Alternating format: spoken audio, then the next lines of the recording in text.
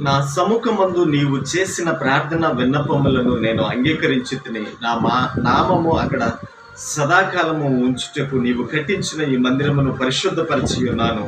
నా దృష్టియు నా మనస్సును ఎల్లప్పుడూ అక్కడ ఉండును. దేవుని మందిరమును గురించి దేవుడు సొలొమోనుతో సెలవిస్తున్న మాటను మనం చూస్తున్నాం.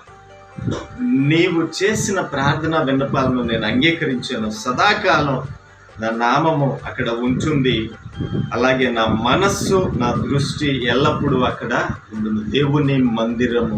దేవుని మందిరంలో మనం చేసిన ప్రార్థనను దేవుడు తప్పక వింటాడు. ఆయన దృష్టి నుంచి మనలను చూస్తాడు అనేది సత్యము.